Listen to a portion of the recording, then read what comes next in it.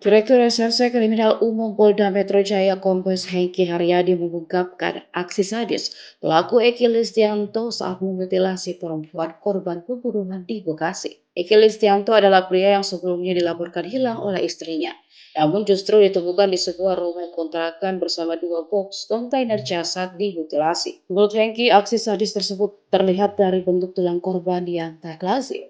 Pelaku diduga menggunakan gergaji listrik untuk membuat tubuh korban menjadi beberapa bagian. Egi menjelaskan polisi mendapatkan petunjuk dari hasil pemeriksaan tim dokter forensik yang menunjukkan tulang korban bergerigi. Ia juga merasa heran tidak ada tetangga di sekitar tempat kejadian perkara yang mengetahui peristiwa tersebut. Di sisi lain, penyidik Polda Metro Jaya menemukan identitas yang diduga milik perempuan yang menjadi korban mutilasi saat melakukan olah tempat kejadian perkara.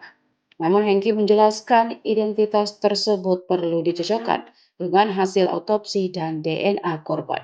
Menurutnya penyidik tidak ingin gegabah dalam mengidentifikasi jenazah korban dan mengedepankan scientific crime investigation.